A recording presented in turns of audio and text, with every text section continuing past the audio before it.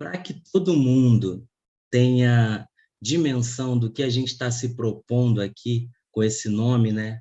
Liturgias da Alegria. Eu vou fazer uma breve leitura, apresentação do que nos inspira, né? Um pensamento em voz alta a partir do Pensar Nagô, do professor Muniz Sodré. Meu nome é James Pechincha, não sei se eu já disse, estou muito empolgado e feliz aqui em poder comunicar com vocês, e lá vamos nós. O professor Muniz Sodré nos ensina que toda liturgia implica uma forma particular de organização de poder em que o povo, como unidade, né, o tulau no grego, se distingue do povo como diferença, o tu demos, né? E assim dando lugar à liturgia, né? Obra do povo unitário, em contraposição à democracia, poder das diferenças.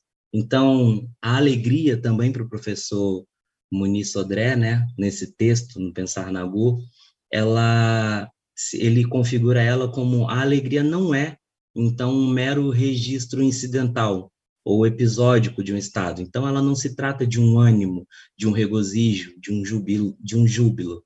A alegria é a ponta culminante da afetividade litúrgico-comunitária.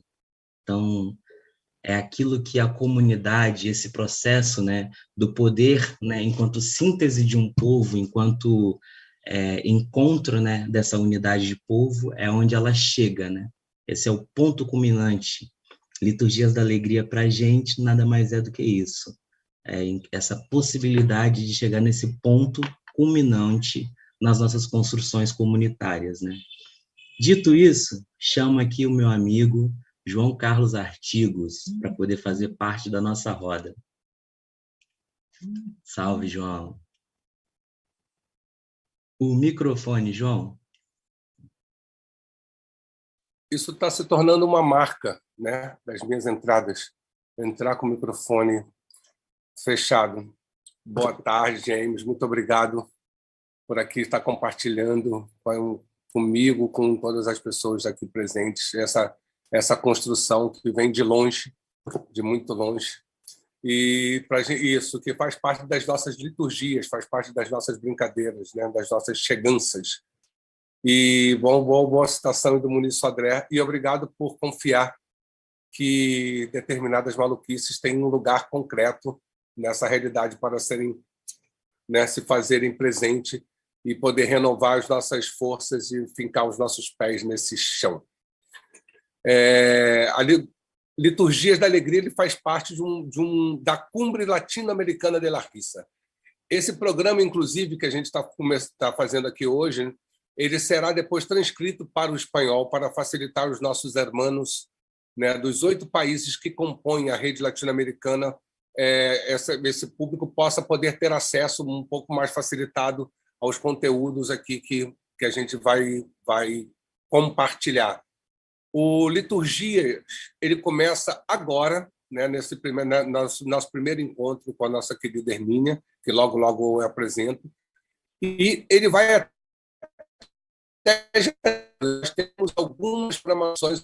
Segunda-feira que vem temos mais um encontro que será com as 2 professoras, uma da Unirio, a nossa querida Juliana Manhães, e a nossa querida Adriana Schneider, da UFRJ, lá, que coordena lá o programa de doutorado e mestrado, né? Se eu não me engano, é isso? Enfim, para a gente também falar das brincadeiras, né, das brincadeiras populares, toda a pesquisa que tem lá a Juliana, das danças, né, do Casumbá, do Boi do Maranhão, juntando com a pesquisa do Mamulengo e dos festejos que estão lá na Zona da Mata, né, o cavalo marinho, tudo isso que foi objeto de estudo da Adriana durante anos, também foi lá o mestrado, o doutorado, foi todo nessa área, e também fazendo a interface com a questão política, que é isso que você também estava citando aqui agora. Então, fique ligado, porque a gente vai ter muito mais. Aí a gente ainda vai ter... Tá para confirmar a professora Leda, certo? Leda Martins, com a Carmen Luz, mais o nosso querido Luiz Antônio Simas, que também é um outro grande inspirador, será nos nossos próximos encontros. E também temos que compõe a rede latino-americana, teremos a presença do Ariel Batista, que tem um estudo sobre as máscaras populares, as máscaras tradicionais lá da Bolívia, e o nosso querido Andrés Del Bosque, que hoje é um chileno que tá radicado na Espanha faz anos e que também estuda sobre o palhaço ritual e tudo mais. Então, dito isso, né, James, eu agradeço, eu vou chamar aqui, né, a nossa querida convidada de hoje. Na verdade, eu começo falando, a primeira coisa é que é uma figura do coração, assim, né, que a vida me deu, que o Anjos do Picadeiro trouxe, né? Eu tive a oportunidade de conhecê-la aí e nesse evento, e os anos foi somente lapidando, depurando a nossa amizade, a nossa admiração, né? E hoje eu vou ter a honra e o prazer, mais uma vez, né? Ela com seus cabelos sensacionais, que ela também compunha as Três Rumbeiras, as pesquisadoras naquela época, lá em mil e não sei quando, junto com a Alice Ribeiro de Castro e Verônica Tamaoki. E, com certeza, graças a essas pioneiras, né, vamos assim dizer, hoje a gente tem um quadro, um painel, um amplo espectro de pesquisadores da linguagem do circo, da linguagem do palhaço no Brasil, graças a essas pessoas. E ela, né, que é, como digo, ela é... Cadê? Vamos lá, vamos ler, né, João? Vamos ler. Ela que é doutora em História Social da Cultura pela Unicamp e co-coordenadora do site Circo Conteúdo, Portal da Diversidade Circense, e co-coordenadora do Circos, grupo de pesquisa em circo, na FEF, né? FEF, da Unicamp, e professora da SLIPA, Escola Livre de Palhaço, desde 2012. Co-organizadora do grupo Circos. Diversas publicações em livros e artigos que se encontram disponíveis online no site Circo Conteúdo. E ela também tem uma obra memorável, que é a obra que ela fala do Circo Teatro do Brasil, segundo Benjamin de Oliveira. Eu chamo aqui para o aplauso de vocês, aí cada um nas suas casas, para ela que faz parte dessa tradição do novo circo brasileiro, que vem de família de circo, né? Na tradição do novo circo brasileiro. Hermínia Silva, chegue. Olha lá. Aí eu fiz o máximo, tá? Todas as honras. Obrigado. Só uma ressalva aí, né? As meninas, nós éramos as Três Donzelas. Donzelas. Que aí foi no Anjos de Salvador que nós nos reunimos com aquela capa de um cordel onde tinham as Três Donzelas, né? É verdade. Foi um achado do baú do pai da Alice. E elas me chamam de rumbeira. Se ela souber que você está falando que eram as Três Rumbeiras... Rumbeiras. Exatamente, porque o desenho eram as três assim, né, com as pernas para cima. Tudo sim, bem. Toda. Então tá. Mas eu nunca dancei rumba, mas agora eu adoro ser rumbeira. Oi, gente, tudo bem? Obrigada. Só faltou uma coisa que eu não coloquei aí, que eu sou quarta geração circense do Brasil. Isso é muito importante. Podemos começar? Acho que podia Não, acho que você pode complementar essa informação. Por isso que eu falei que você faz parte da nova geração do circo, do novo circo, da tradição do novo circo, né? Porque é bem interessante saber como você foi parar, né? Da onde você veio e por que você foi parar aí. Então, fala um pouquinho. Rapidamente, né? Porque nada pode ser rápido no processo histórico das vidas e das existências, mas nós nascemos no circo, somos 14, 15 primos que nascemos no circo, literalmente, só que também somos uma geração que vai parar para estudar numa escola oficial, né? Então, nunca houve na história do circo gerações inteiras que pararam e não se tornaram artistas. Isso não existiu na história. E isso não foi uma coisa que aconteceu só na nossa família, nem só no Brasil, aconteceram em vários lugares. Bom, crescemos, nos tornamos profissionais, tiramos nossos diplomas universitários, e aí, na década de 80, eu tenho um agenciamento muito forte da pesquisa, de querer saber dessa pesquisa histórica circense que eu não conhecia, e foi uma das melhores iniciativas e empreitadas que eu tive na minha vida até hoje, porque a cada dia é uma novidade sobre a complexidade da produção histórica circense. Quando eu falo da produção histórica circense, eu falo de 1800 a 2021, porque todos os momentos são histórica circense, né? São contemporâneas. Mas falar desse passado que era tido como passado morto, e você vê a quantidade de vidas e de existências pulando, atravessando, se conversando, transversalizando, se misturando, foi uma das coisas mais importantes da minha pesquisa, né? E por isso que eu chego no Benjamin de Oliveira. Boa. Que ótimo, né? É isso que eu falo. Não, seus pais queriam que vocês estudassem e você acabou estudando e continuou no circo, né? Entrei pela outra porta e voltei. Tá, você pode me voltar ali, minha carinha, para não parecer que eu sou um fantasma, né? Eu estou ali. Mas obrigado, James, obrigado. Daqui a pouco a gente volta. E eu queria falar o seguinte: esse seminário Liturgias da Alegria é uma parceria entre a Rede Latino-Americana de la Risa e a Muda Outras Economias, que eu faço parte. Eu faço parte junto com um time bem grande. A gente vai botar ali a cartela para não poder esquecer de ninguém. A Flávia Berton, a Adriana Schneider, Helena Stuart.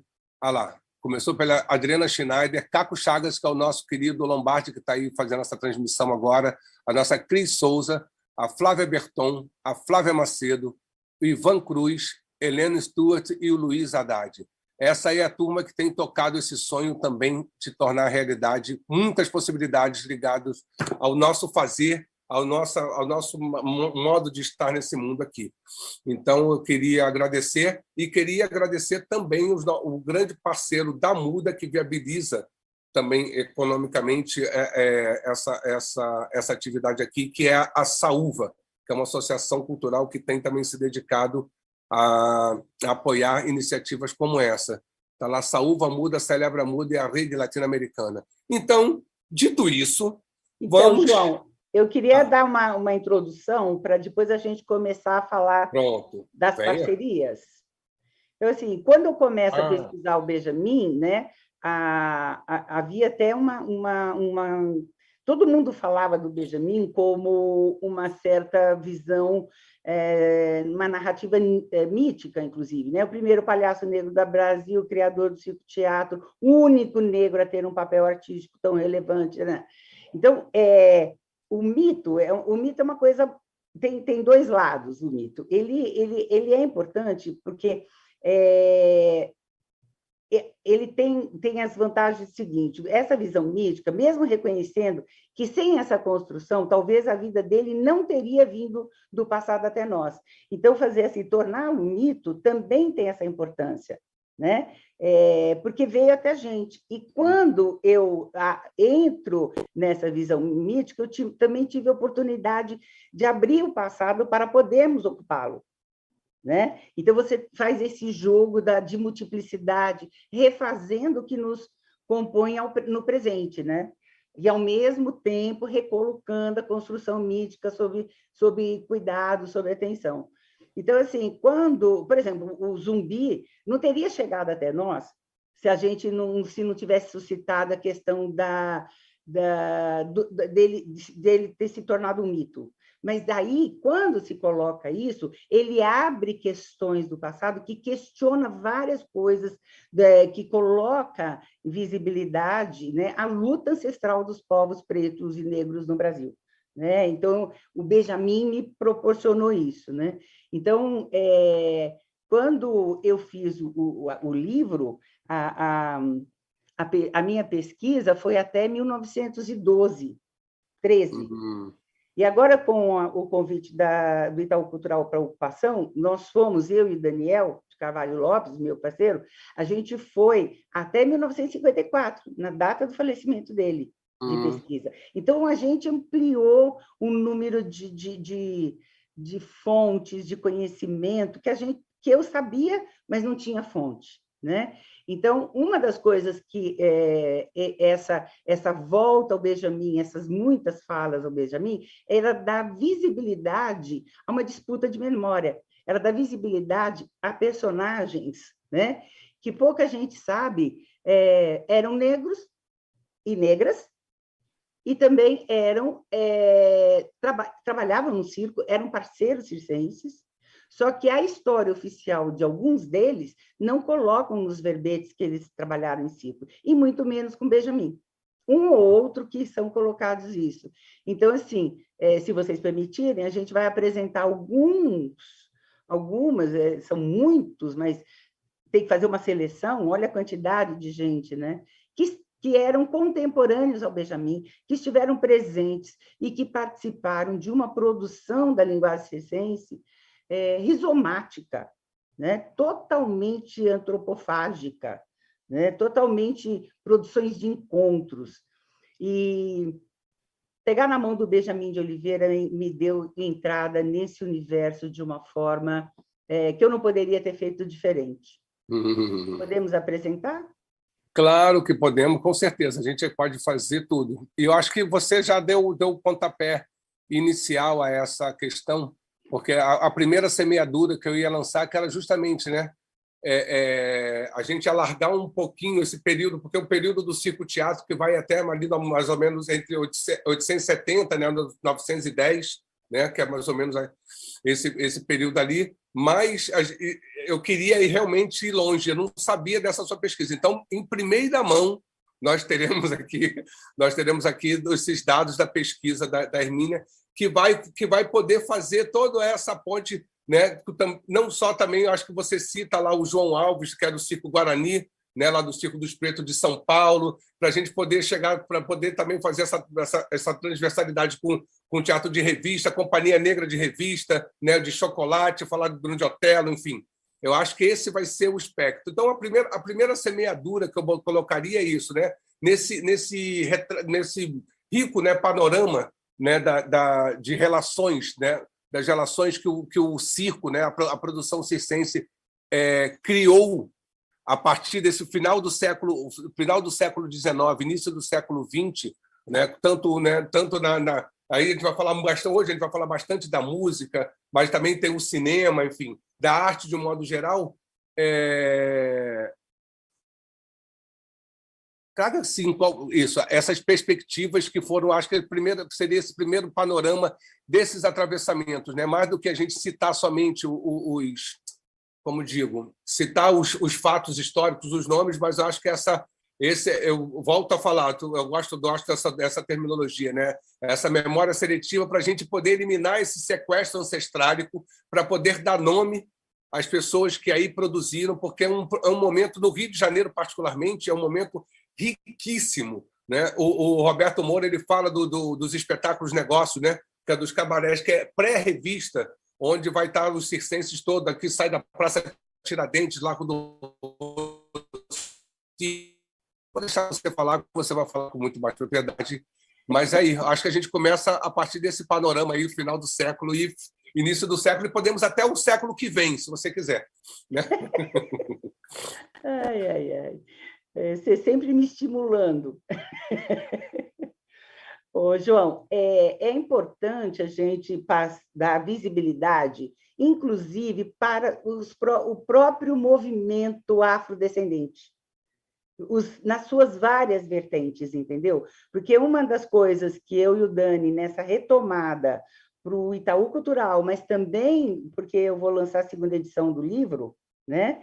Então, para essa retomada, nós fomos nessa recuperação de várias imagens que já estavam no meu livro, de uma certa forma, mas elas não estavam aprofundadas como a gente está fazendo agora. Então, veja, a gente conversou com os vários movimentos afrodescendentes, Nós estamos participando de várias mesas e debates, e o que é muito gostoso são jovens que estão nos procurando, mas são jovens que vêm também com coisas super legais, gostosas de estar fazendo junto, mas a gente também tem que dar visibilidade para eles da presença preta na produção cultural brasileira, no qual o circo tem um protagonismo muito grande, no qual o circo era lugar, sim, de corpos negros e negras trabalharem, né? E não era espanto para ninguém que você tivesse um Benjamin de Oliveira negro que fugiu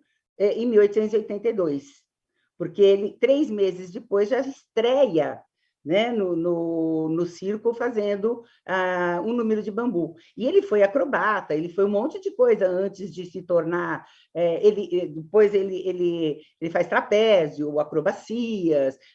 Antes dele se tornar o palhaço, ele fazia muita coisa no circo, além de tocar violão e cantar todas as modas, né? Então, eu vou estar falando agora de alguns parceiros, porque eu disputo de frente mesmo, João, a memória oficial das coisas, sabe? A memória oficial do teatro, a memória oficial da música, a memória oficial das festas folclóricas, das festas populares, a memória oficial do cinema, do rádio, né? E do disco, porque essas memórias não colocam os palhaços cantores, os parceiros, os palhaços cantores, os parceiros negros que estão trabalhando no circo muito, né? Então, eu disputo essa memória.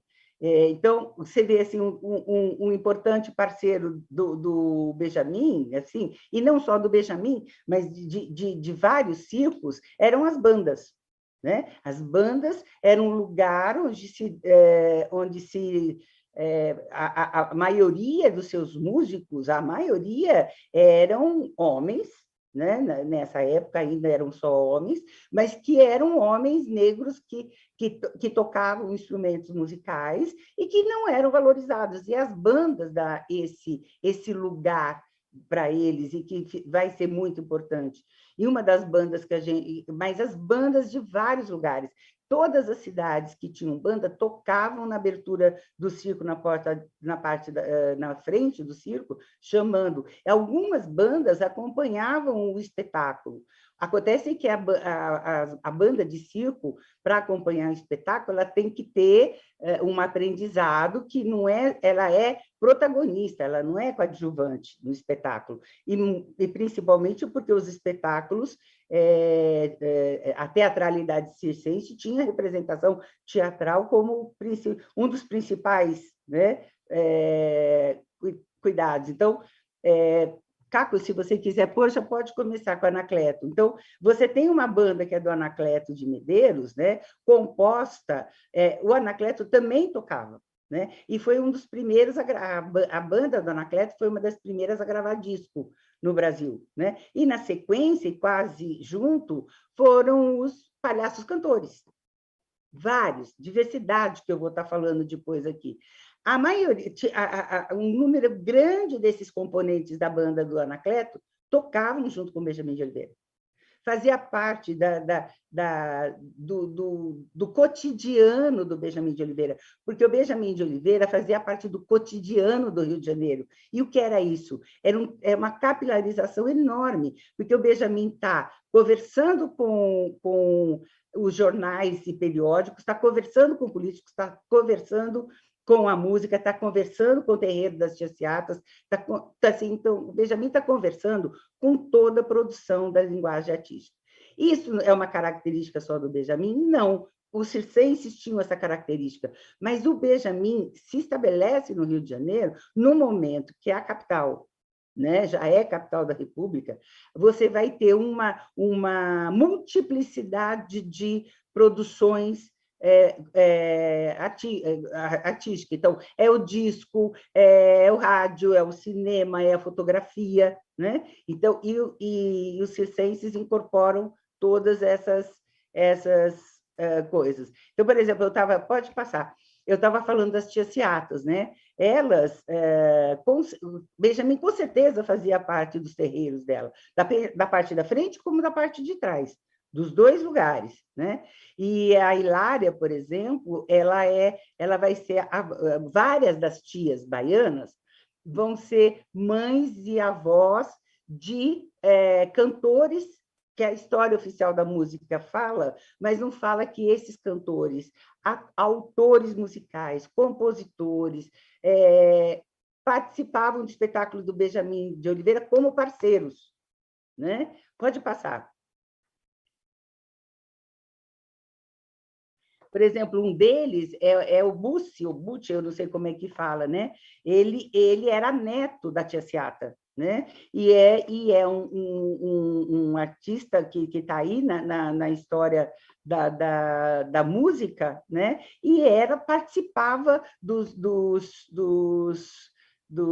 espetáculos do Benjamin de Oliveira, né? Então, você vê, eles cantavam ali na Praça 11, né? O seu pai, o Guilherme, tocava violão e ele, desde pequeno, mostrou a questão de ser ritmista, né?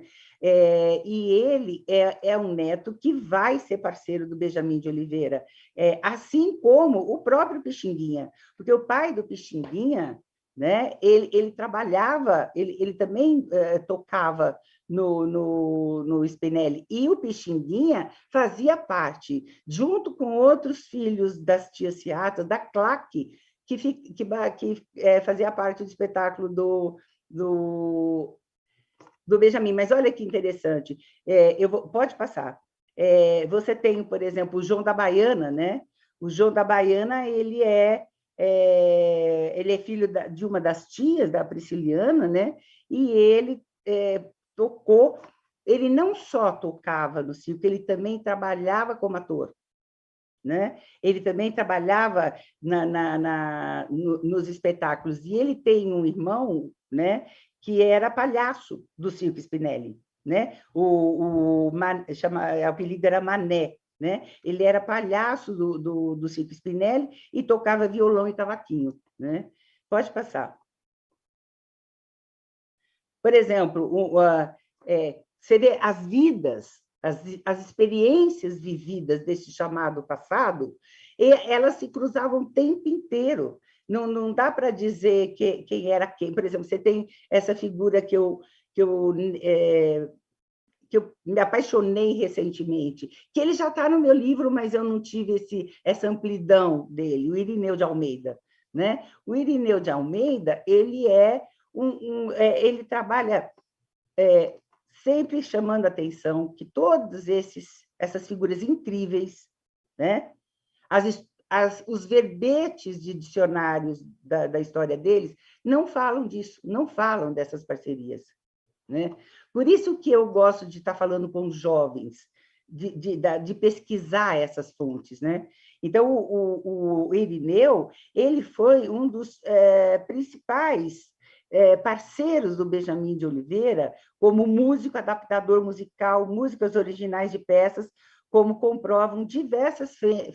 Eu tenho inúmeras fontes da parceria do Irineu com o Benjamin de Oliveira. O Irineu, ele foi professor do Pixinguinha, criança, né? Então, você vê que as coisas não são enoveladas, são misturadas, atravessadas, então não dá para dizer. Então, como é que você faz uma seleção de memória de colocar o Irineu sem falar de tudo isso, né? E ele próprio não teria falado isso. Paulino Sacramento, não sei. Esses nomes são nomes importantes na história da produção, não só musical, teatral, porque o teatro era muito musical nesse período, das revistas do ano, né? Que depois não é igual a teatro de revista. Revistas do ano é outra coisa. Paulino Sacramento, ele é um dos principais compositores das revistas do ano do Arthur Azevedo, parceiro dos Chorões e junto com a Chiquinha, né? Então, e ele, se você pega as propagandas do circo, né? E eu conversando na época, ele já falecido, mas com o Cardoso, neto do Benjamin, ele falava de todos esses nomes que ele cruzava na infância dele. Paulino Sacramento ele aparece em mais de 10 ou 15 peças que o Benjamin montou no Spinelli, pantomimas, adaptação de flauta mágica para pantomima, adaptação da Viúva Alegre para a banda. Então, veja, o Paulino ele vai ser um dos principais músicos parceiros adaptador do Benjamin de Oliveira. Pode passar. Você tem o baiano, né? É impressionante que você não encontra o baiano. Ele foi ele está junto com o grupo dos primeiros a gravar disco no Brasil. Era um palhaço cantor no circo do Benjamin, e o baiano foi o primeiro príncipe de quando o Benjamin monta a opereta A Viúva Alegre no circo do Benjamin de Oliveira. Isso não... Oi? Não, desculpa te interromper, já te interrompendo, como diria sei lá quem. Não, da gente voltar, não sei isso, justamente para você poder beber uma água, a gente poder, né, parar aqui um pouquinho. Eu acho que é importante a gente voltar, a gente não seguir um pouquinho, para a gente também poder contextualizar historicamente esse momento que vivia o Brasil, que vivia o Rio de Janeiro, que vivia o circo no Brasil, porque isso não é só a questão, não é só o circo e a música. Claro que os palhaços cantores é de uma importância absurda, porque todos estão ligados ali. Até hoje, né? Enfim, aqui no centro do Rio de Janeiro, como tem o ponto dos artistas, onde está lá o centro de memória, aqui no Rio, a Praça Tiradentes, na porta do João Caetano, os músicos se encontram toda segunda-feira para poder saber onde é que tem alguma gig, né? Algum trabalho. E o Carlos Gomes é a porta dos circenses na terça-feira, que tem a sinuca do lado, que o Rob, que você sabe, ele pegou ainda essa geração que ia para lá. Isso aí tem um caráter social, né? Bem importante dessa configuração não só do circo, mas você também citou o teatro, quando você citou Arthur Azevedo, a importância que é trazer a palavra para dentro do circo, porque a gente estava você não podia falar, né? Que você vinha das pantomimas, enfim. Eu acho que só para voltar um pouquinho, que eu acho que didaticamente isso era importante a gente trazer, sabe, esse contextão assim dessas outras influências também, para depois a gente seguir. A gente vai e depois, inclusive, tem para ilustrar uma música, que a gente também vai ver a influência da cultura popular dentro da formação das primeiras gravações de fonogramas no Brasil, né, que a gente tem aqui para poder lançar. Essa questão da fala entrar no circo, ela sempre, a pantomima sempre foi falada, mesmo antes de circo, né? Você tem um belo trabalho do Robson Camargo, lá de Goiânia, né? Que ele fala da pantomima desde lá do século XVI, XVII. E ele diz, a pantomima sempre foi falada, cantada, dançada e saltada, certo? Ela sempre fez isso, antes de existir circo, né? Então, assim, quando há um momento, na França em particular, a Inglaterra também tenta, lá do século XVII, por aí, de quando criam na França a Comédie Française e a Opéra de Paris, que tentam fazer uma censura a Comédie Française, uma censura nos grupos de teatro que não faziam parte, era como se fosse um sindicato, sei lá, que controlava as produções, que eles tentam proibir, não, eles proibiam lá na França, grupos que não faziam parte da lista dos teatros falados, não podia falar, né? Então, e isso depois, no século XVIII, final do XVIII, também se estende ao circo. A Opéra de Paris tenta também fazer censura de não se usar instrumentos musicais que eram usados em sinfônicas, né? Em grandes orquestras. Tanto que você tem várias reprises e entradas de palhaços que tiram sarro disso, né? O aqui não pode, tá lá, né? E a questão da fala, sempre era subvertida. Os artistas das feiras, das praças, tal, sempre subvertiam essa ordem. Alguns iam presos, mas não continuavam fazendo. O que acontece é que, quando você tem o século XIX aqui no Brasil e chega várias companhias circenses, né, que rapidamente se adaptam com a língua, mas há um portunhol muito grande, porque eles falavam espanhol muito bem e tal. A pantomima é falada, é cantada, é dançada, é saltada. Né? Então, a fala sempre esteve presente. O que você tem é uma tentativa de um domínio de que não tem a fala, mas não conseguiram. Isso. O João Caetano, em 1830, 40, ele tenta passar uma lei à semelhança lá da França, que dizendo que, assim, quando tivesse teatro nacional, não poderia ter espetáculo circense. Bom, primeiro, o que é teatro nacional? Segundo, né?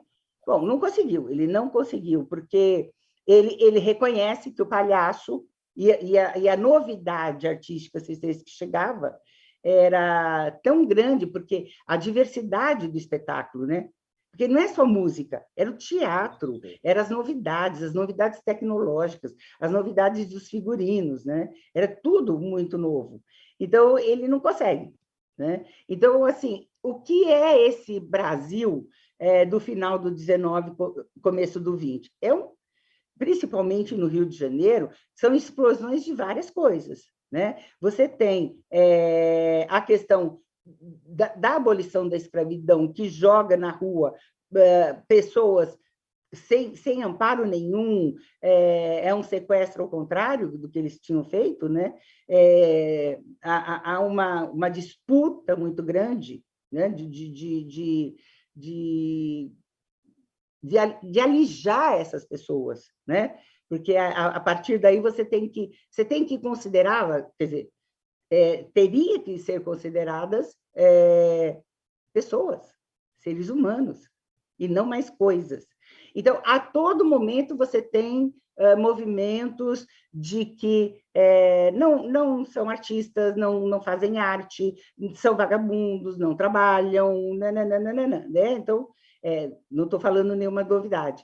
Mas, ao mesmo tempo, você tem explosões midiáticas que estão acontecendo, que nem eu falei. Aí é o disco, é o cinema, a fotografia, e depois vem o rádio, né? Então, e aí, no cotidiano dessas pessoas do início do século XX, com todas essas disputas que estão acontecendo, né? Porque o ódio de uma parte da elite intelectual cultural, inclusive Arthur Azevedo, de que os circos ocupam os palcos teatrais do que hoje é o João Caetano, o Teatro São Pedro de Alcântara, era um ódio. O Arthur escreve, um teatro não vale um circo, né? Então, mas isso sempre acontecia. Então, o que está acontecendo? Tem o bonde, tem os automóveis, né? O bonde utilizado pelos teatros e principalmente pelos circos, fazem parcerias com as companhias ferrocarril de aguardar o público no final do espetáculo para trazê-los, para fazer o transporte pela Saúde, pela Gambô, mesmo pelo centro. Então, assim, está acontecendo. Politicamente, é um período de dureza, de enrijecimento, né? Mas se você vê você vê que interessante, uma das coisas que a gente pegou forte, duas coisas que para nós é muito significativa desse século XX, que eu pude mergulhar mais agora nessa pesquisa. Por exemplo, o Benjamin cedia um campeonato nacional de capoeira. Né? Ele cedia um campeonato nacional em 1913, que era proibido. Aí, com essa nova pesquisa, eu descubro um mestrado de um menino de Recife, falando desse espetáculo que o Benjamin está sediando no Rio de Janeiro. Então, você vê como ele mantém contato com todo mundo. E ele faz um campeonato nacional. que é proibido por lei, né? O que acontece? Esse menino descobre que ele está trabalhando com capoeiras em Recife, que esse espaço sediado esse campeonato sediado pelo Benjamin, esses capoeiristas estarão viajando na outra semana para mostrar a capoeira nos Estados Unidos. Então, assim, olha, as coisas vão... E a outra coisa importante de 1913 é a libertação do João Cândido, né? Que ele é liberto... Ele é liberto. E é interessante porque me parece que foi feito um filme, talvez por Léo Labanca, e eu não posso afirmar, um filme sobre o João Cândido. E ele foi proibido, esse filme. Alguns dias depois, Benjamin faz um espetáculo em benefício ao João Cândido. E aconteceu. Quer dizer, você entende? É um território, porque tem uma coisa assim, que as pessoas me perguntam assim, o Benjamin era um ativista afrodescendente? Aí eu falo, era, mas ele não ficava levantando bandeirinha. Era no detalhe da vivência, sabe? Sabe aqueles movimentos que a gente se implica de uma forma muito orgânica, que você vai... Então, se você vê esses exemplos capoeiristas do João Cândido, todas essas parcerias negras e negros com ele, trabalhando juntos e juntos, né? Se você lê as peças dele, a desigualdade social está presente o tempo inteiro entre brancos e negros. Então, isso é ativismo, né? Tá certo? Muito bom. O século XX, a continuação do século XX com o Benjamin e toda a produção artística circense, o Benjamin se especializa na questão do teatro, né?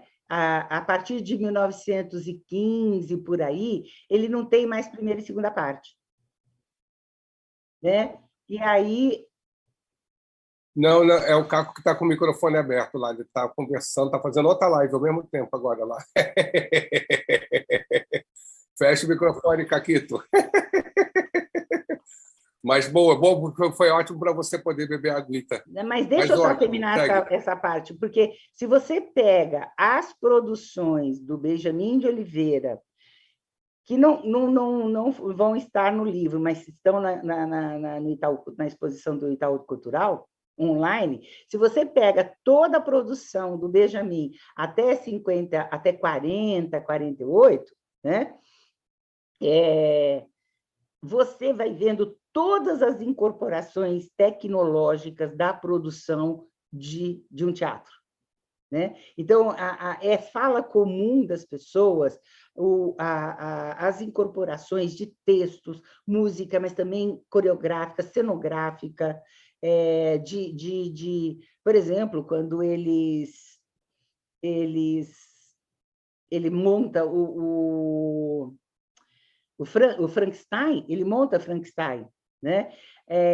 A descrição da família do Cardoso, de como ele fazia o Frankenstein, que assim, ele abaixava, tinha uma explosão e ele voltava com a máscara do Frankenstein pintado. Tanto que era uma coisa assim que as pessoas ficavam assim, mas como faz isso, né? Então, ele vai incorporando várias tecnologias. Tecnologia, eu não estou falando máquina, tecnologia, eu estou falando do conjunto de saberes, né? Então, ele vai incorporando tecnologias leves, que são as relacionais, ele vai incorporando, ele não... esse momento ainda da produção circense, em particular do Benjamin, as fronteiras deles de produção artística, João, não eram bem porosas, não eram tão fechadas como existe hoje. E os corpos eram mais corpos multidões do que hoje, porque os corpos hoje estão muito fatiados, né? Esse corpo é da dança, este corpo é... Até 1940, 50, ainda são corpos multidões. O que são corpos multidões? Eles tinham que aprender tudo para garantir o circo como espetáculo. Isso é muito, muito, muito bom. Realmente, no nosso tempo, e isso para mim, por exemplo, tem muito a ver com a ideia, por exemplo, desse seminário, né, quando fala de liturgias e da alegria, é pensar justamente como esses corpos celebram, né, como esses corpos criam relações sociais, né, dentro do fortalecimento do território, porque tem, você falou, capoeira, música, cinema, teatro, negócio, você está falando de negócio, agora, o empreendedorismo, né, de hoje em dia. Isso, desses corpos... Mais ou menos, essa questão do empreendedorismo, depois eu converso. Boa. Mas é porque isso, a necessidade, porque quando você está falando isso, a necessidade de comer, né? A necessidade, e você está saindo, não, que até hoje a gente não saiu, né, numa sociedade escravocrata, né? Mas, enfim, essa ruptura ali que existe, né, para a gente entrar nessa dita república, esses corpos estão ali. Isso. A gente não falou do Eduardo das Neves, por exemplo, né? Eu ia falar dele. Que é uma das figuras, a primeira a gravar um disco, né? Os fonogramas aqui, junto com o Não, ele não foi o primeiro. Uma das primeiras, né? Isso. Uma das primeiras. Das porque é um conjunto muito grande de palhaços cantores que estão gravando, né? E por que essas figuras não são consideradas, não tem, pelo menos é muito raro, né? Ter lá escrito que são palhaços? Seleção de memória, querido. É uma disputa de memória, na realidade, sabe, João? É mais que seleção, é uma disputa de memória. O Eduardo das Neves ainda fez parte daquela coleção da Biscoito Fino que fez a recuperada dos fonogramas. Mas não fala, porque essa questão, assim, por exemplo, é muito forte a questão de tirar o nome deles. Se você pega esses dicionários, né, eu tenho fontes de jornais, eu e o Dani temos fontes de jornais assim, Eduardo das Neves está no circo tal. Agora, a Marta Abreu lançou um livro e um texto agora incrível sobre Eduardo das Neves, tá? Eu preciso lembrar o nome. É que a Marta Abreu é daí do Rio, né? Mas veja, os verbetes excluem. Não é que eles não fazem, eles excluem. Eu tenho fontes de jornais, assim, montagem de uma peça no circo do Benjamin de Oliveira, olha só outro nome que não coloca, os painéis pintados por Ângelo Lazzari, que é o precursor dos precursores da cenografia no Brasil, e do Crispim Amaral, que é um negro de Belém, do Pará e do Amazonas, que faz pinturas lá para o Teatro de Manaus, para o Teatro de Belém, e que faz pinturas para as peças de teatro do Benjamin. Então, isso não aparece nas biografias deles. A quem interessa não falar sobre isso? Né? A quem interessa? Por isso que é importante a gente estar o tempo inteiro disputando de frente, porque quando você disputa de frente, você ganha outra visibilidade por todos esses processos históricos que chegaram até a gente, porque tudo isso que foi feito nesse passado está no nosso DNA, está no seu DNA, né? Já diz o Krenak, né? Tudo está no nosso DNA. Então, veja, assim, na hora que você disputa a memória, você dá visibilidade, inclusive, de quem está falando o quê e por quê. A quem interessa não falar. São várias vertentes que não vou entrar agora, mas não falam, né? Então, a gente tem material de comprovação de que está todo mundo junto, está todo mundo conversando, mas na hora de escrever uma crônica, em 1913, por exemplo, o Januário Osório, um dos cronistas, ele disse assim, que aí o Arthur Azevedo já tinha ficado amigo do Benjamin de Oliveira, e ele escreve uma crônica linda antes de morrer, o Arthur, sobre o Benjamin. E aí tá no livro essa crônica, e eu encontrei de uma forma inédita assim, essa crônica. E aí o Januário vai fazer uma crítica e vai lá no Circo do Benjamin, 1913, 14, para conhecer. Aí ele escreve assim, João, há o Benjamin era um profissional, um diretor que cuidava de tudo, dos detalhes. Tudo. Todo mundo respeitava ele muito, né?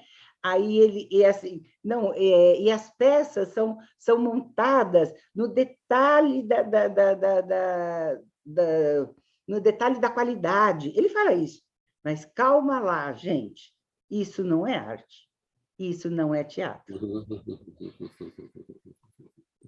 Por que ele está disputando? Você chega até nós, olha só, chega até nós que o auge do circo-teatro, o filme foi em 1930, 40. O circo sempre teve auges de teatralidade. O teatro, a representação sempre esteve presente, né? Então, por que se contar essa história desse jeito? É porque você exclui uma memória. É a mesma coisa de você dizer que a escravidão foi uma escravidão, foi abolição, a princesa. E esconder, o próprio Rui Barbosa queria esconder os papéis da escravidão quando tem abolição, como se queimar papel, a memória não está nos corpos. Não tem memória dos corpos. Mas, segundo os eugenistas ali também desse período aí, a gente já teria acabado em 70 anos, né? Eles teriam já purificado o Brasil das nossas existências. Felizmente, eles estavam bem errados, inclusive, por sorte que aqui estamos, né?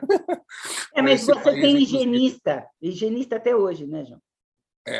Tem. Você tem higienista até hoje, e muito, né? E pesado. Então, se você pegar o doutorado do Dani, por exemplo, ele vai estar falando dessa disputa com os higienistas dos corpos circenses.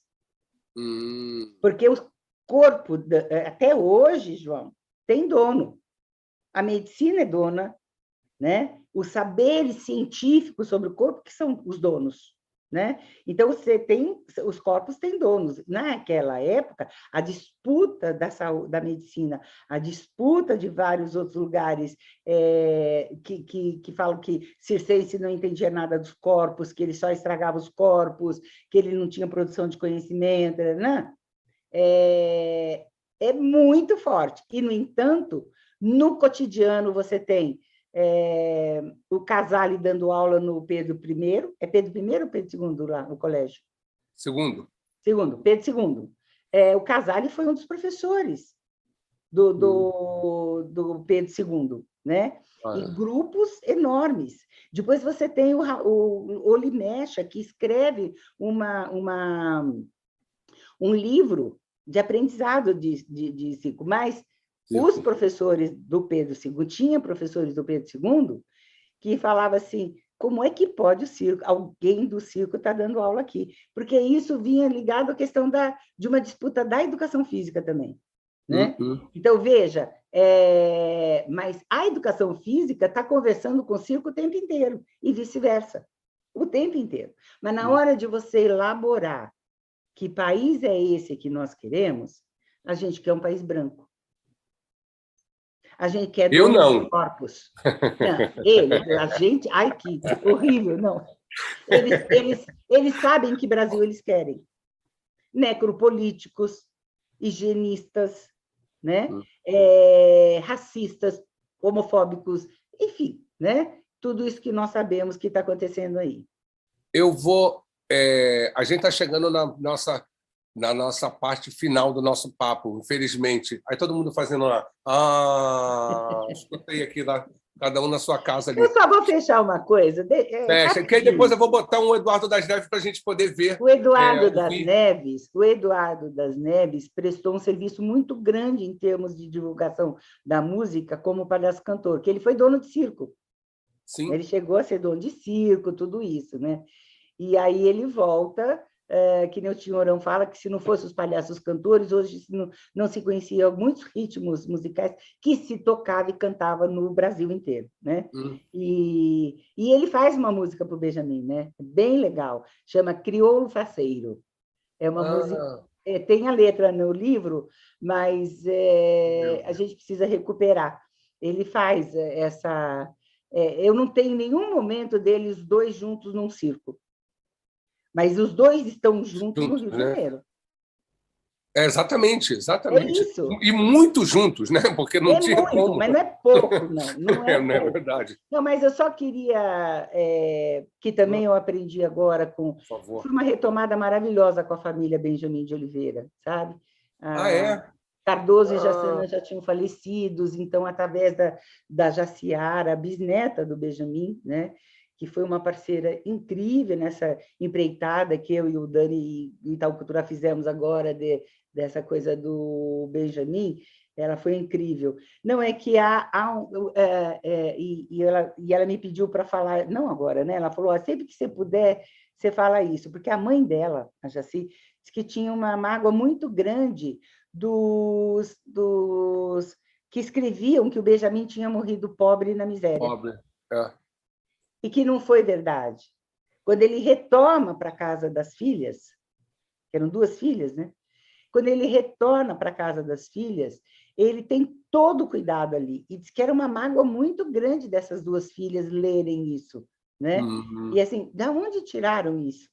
É porque, na realidade, estavam tentando, assim, ninguém se lembra mais de Benjamin, olha, ele foi esquecido, não sei o quê, não sei o quê. Eu falo isso em nome da família. Boa. Não, eu lembro, eu conhecia, né? A gente, em 96, quando a gente fez o Anjo do Picadeiro, a gente trouxe ela, né? Você não veio nesse, né? Acho que não, né? A gente não se conhecia aí antes. Se conheceu em 98, né? Não. Trouxe quem? Depois. A neta. Como chama? Neta, Jaçanã. Jaçanã, que morava aqui em Copacabana, enfim. Quando eu os conheço, 2 anos depois disso, Cardoso e a Jaçanã, eles eram irmãos, né? Filhos da Jaci. A Jaçanã é a mãe da Jaciara, né? A Jaci, e elas... aí ela já estava morando lá na Tijuca, o Cardoso também, né? Sei. Então, vou pedir o Caco para botar, e depois, na volta, para você já ir se preparando, eu queria também, se você puder, a gente fazer a ponte lá com o Circo Guarani, e talvez, se possível ainda, fazer também a ponte dessa leitura, porque esse movimento, né, com a chegada dos europeus né, com a Primeira Guerra Mundial, chega aqui, isso muda a cena latino-americana, né? Então, você vai ter o Circo Crioulo na Argentina, você vai ter no Chile também outra representação também dessa mesma manifestação, né, do circo com essa mistura, assim, né? Eu não sei, se tiver dados para você trazer, que eu gostaria, até mesmo porque a nossa fala depois será traduzida para o espanhol e toda a gente vai poder saber um pouquinho de que estamos falando acá. Então, Caquito, por favor, ponga a película. Venga el video. Bota as duas. Bolinho bolacha, bola em cima e bola embaixo. Bolinho bolacha, porque é muito bom. Bolinho bolacha, cantado e acompanhado ao violão por Eduardo das Neves, para Cabo Exxon, Rio de Janeiro. Garrafão tem fundo de aço, botiga não tem pescoço, pedaço de telecabo, banana não tem caroço, bola embalagem, bola em cima, bola embaixo, bola embalagem por causa do caruru, quem não come da castanha não percebe do caju, quem não come do caju não percebe do fubá. Chora, filho, conta tuas misérias, desgraçada. Da Bahia me mandaram um presente com seu molho, uma costela de pulga e um coração de piolho. Bola embalagem, bola em cima, bola embaixo, bola embalagem por causa do caruru, quem não come da castanha não percebe do caju, quem não come do caju não percebe do fubá. Quando eu morrer muita gente boa tem que chorar.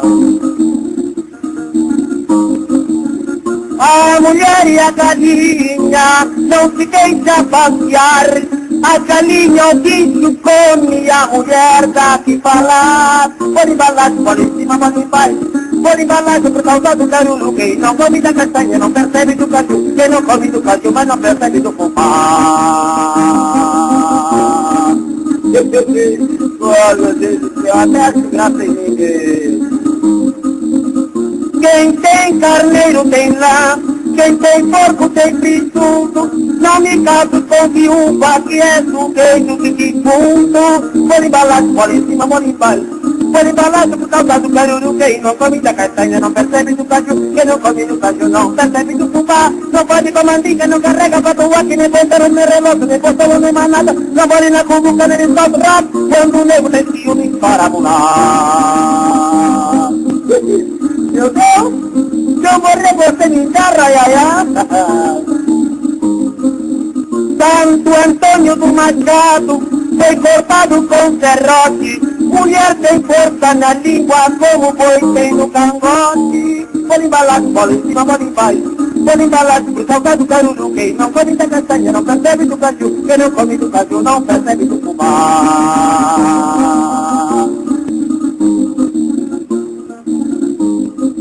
Quem dá beijo de mulher velha, que tem a boca desdentada, logo fica com dor de dente e a barriga destemperada. Bola embalagem, bola em cima, bola embaixo.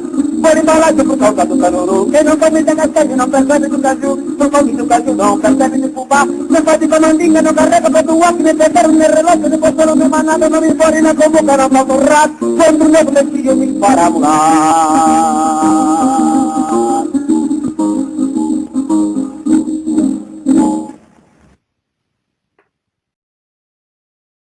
Que delícia! Esses ritmos musicais são deliciosos, deliciosos para nós. Mas você estava falando do João Alves, porque eu já vou falar agora para encerrar um pouco, né? Vocês vão falar com a Mari, né? Olha lá, a Chamego. Vocês vão falar com a Mari, né? Vamos. Eu falei já com ela. Então, ela vai dar muito mais detalhes para vocês, essa história, de como ela chegou. Eu acho legal isso. Mas, de qualquer forma, o João Alves e eles se cruzaram, né? Eu não consegui achar o João Alves no circo, mas é bem provável que ele estivesse, porque diz que a Chamego chamava o Benjamin de tio. De tio, né? Então, tinha uma proximidade grande. Agora, é incrível essa coisa que está no DNA, né? Que é brincadeira, mas a Elisa se tornar essa mulher palhaço, porque ela era palhaço, né? Não tinha feminino ainda, né? Ela era palhaço durante 40 anos e as pessoas não saberem. Não, desculpa, porque, para mim, a emoção dessa descoberta, é muito recente essa descoberta, né? Para todos. Pela própria família, Mariana, né? Não, só um detalhezinho, acho que é bom pontuar, né? Quando a gente está falando do Circo Guarani, da Maria Elisa Alves, que é o palhaço Chamego, e do João Alves, que é o pai dela, e eu sou João Alves, sabia? Eu sou João Carlos Alves. Será que eu sou parente? Né? Seria lindo, seria maravilhoso. Seria um desejo, né? Seria um desejo. Que nem eu ser Silva, né? Será que eu sou parente do Lula? A gente está falando da produção de um circo em São Paulo, né? Então, mas eu queria falar, você estava falando da Primeira Guerra aí, né?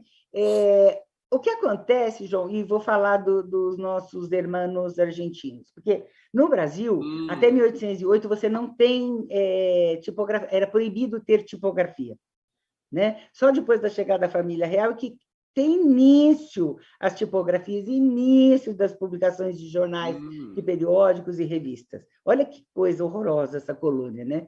É uma colônia... Mas na Argentina, não. Na Argentina tinha. E eu, quando comecei a pesquisar, as minhas principais fontes eram os historiadores argentinos. 3 em particular, que uma, a Beatriz Seibel, faleceu o ano passado. Né? É mesmo? Não sabia.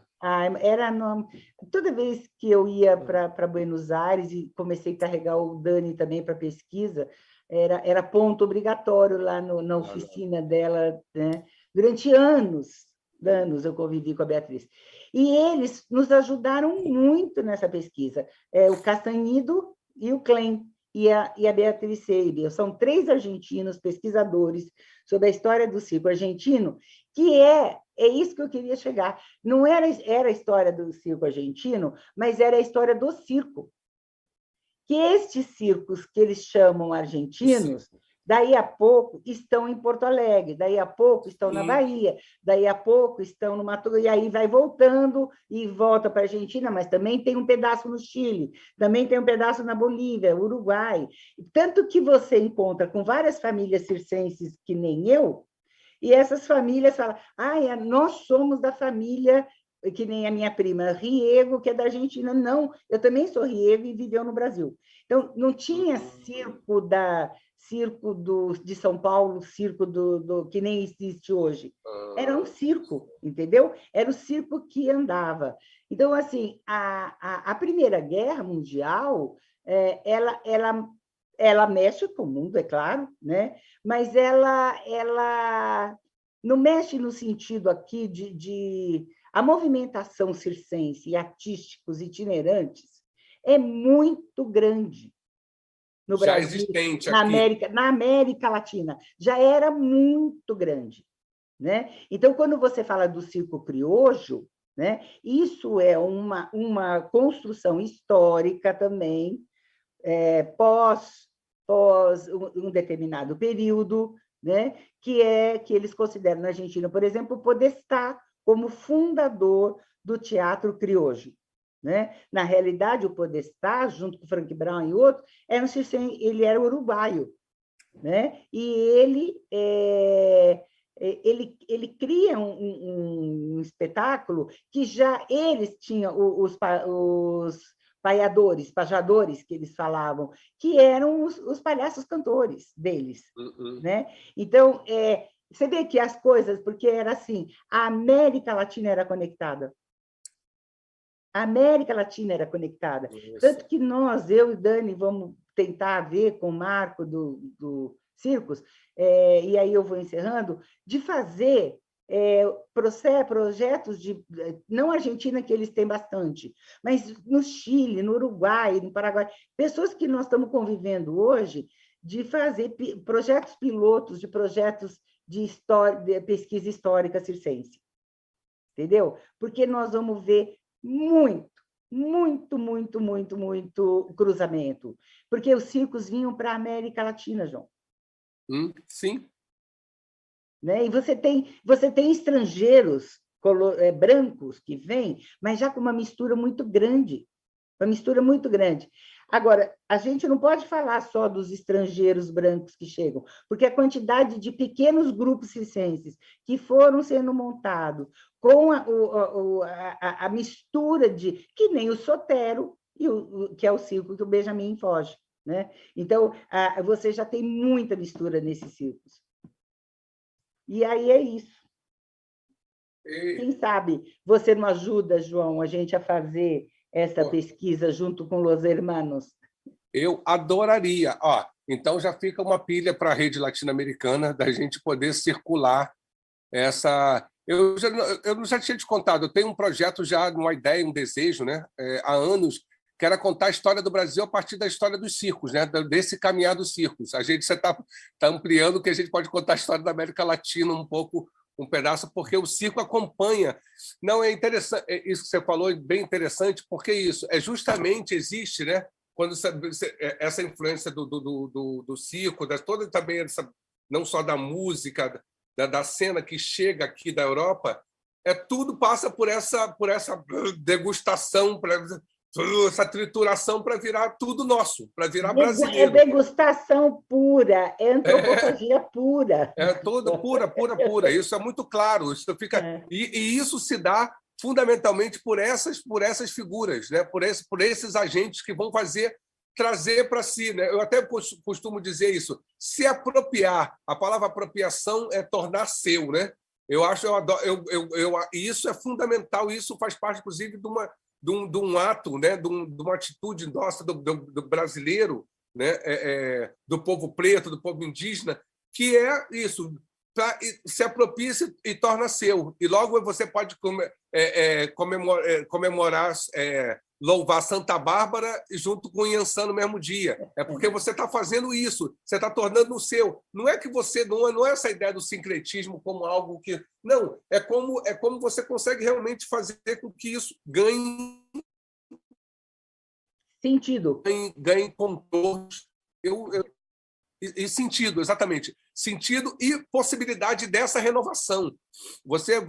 Eu não sei se é exatamente desse jeito que você fala, mas pelas suas falas eu sempre reproduzo a frase que é: o circo ele sempre foi moderno. Né? Sempre foi contemporâneo. Se existe algo de tradicional no circo, é a contemporaneidade. Ele é novo sempre, João. Ele é novo sempre. Todo sempre. Ele nasce assim. Então, isso é muito bom. Eu só tenho a agradecer. Finalizando mesmo, você tem momentos históricos de uma construção, não só somos o circo argentino, somos o circo brasileiro, mas tem explicações históricas, políticas, necessidade da questão da nação, né, desse povo. Mas aí a coisa hoje sou do circo do Nordeste, sou do circo do Sudeste, sou do circo... E aí assim, o meu problema é a quantidade do Nordeste que não sabe o que tem no Sul e Sudeste e vice-versa. A única coisa que eu proponho é que o Sul-Sudeste se decolonize frente a todas as outras produções circenses, culturais, artística, e não é só circo, né? Há uma colonização no olhar. Exato, né? Em relação ao resto do Brasil. Então, o Sul-Sudeste Maravilha tem que se decolonizar. Essa característica, né? Igual também fala lá o Nego Bispo, o grande problema é que essa visão monoteísta, né? Colonialista, que só pode ser uma coisa. E aí, por isso que isso. Aí você fala do olhar, eu acho que o grande genocídio começa por não olhar, né? Porque você olhar, você não quer enxergar o que é real, o que está ali. Aqui estamos não aqui quer no olhar chat. E não quer, e a escuta é censurada também. A escuta é compartimentalizada. Azar deles. Ó, a gente tem ali a Juliette Brioche, que está falando: contem comigo para o nosso projeto de pesquisa. Está lá, não sei se ela está em Minas, para onde ela está nesse mundo. Ela esteve na Argentina agora um tempo, morando por lá. E nosso querido Vitor Quiroga, um dos criadores de La Rede Latino-Americana. Manda um beijo no Vitor e na família. Adoro. Não, para a família, sim. Para o Vitor, não, porque ele não merece tanto. Mas ele está aqui, ele está Vitor, não fui eu que falei isso, Vitor. Sim. Daqui a pouco a gente vai ter a Cumbre Latino-Americana, vai acontecer lá junto com o Upa-Chalupa, lá em Valparaíso.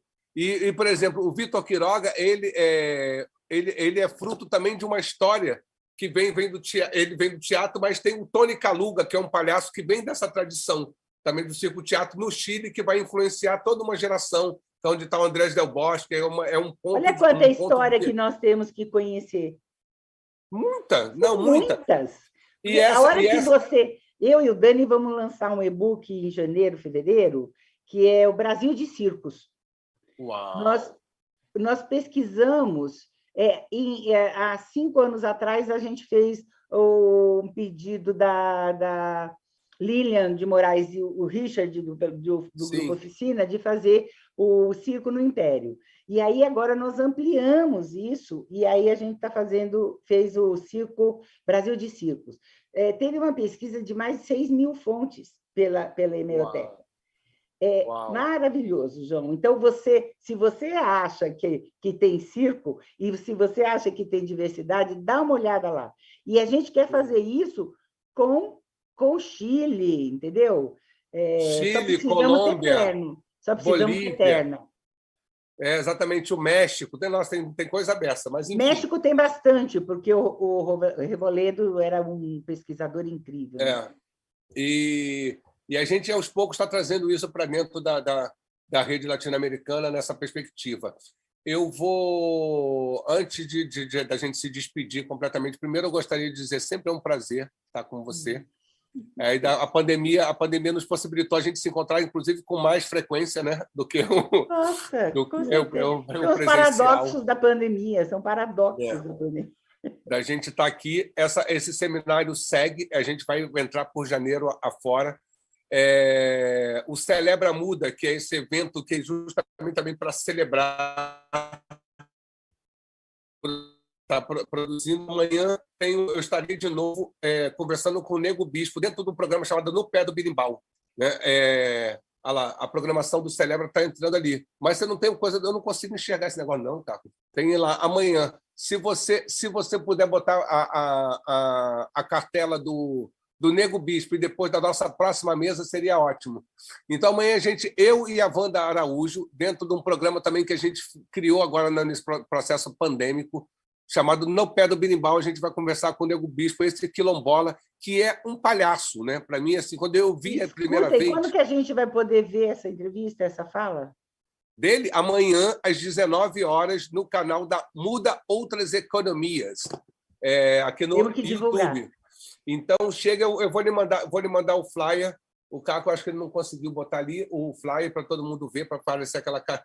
E o Nego Bispo é uma cabeça, um quilombola futurista que fala... Quando eu li assim, eu falei assim, ai, que bom que existe essa pessoa, porque é um palhaço, né? Ele reverte todos os sentidos das coisas e coloca numa amplitude absurdamente fantástica e maravilhosa. Temos muito então, a gente tem lá, e na próxima semana a gente vai estar com a nossa querida Adriana Schneider e a nossa querida Juliana Manhães, aqui seguindo na nossa Liturgia de la Alegria, aqui, e para 8 países está sendo transmitido nesse exato momento e será depois legendado para vocês.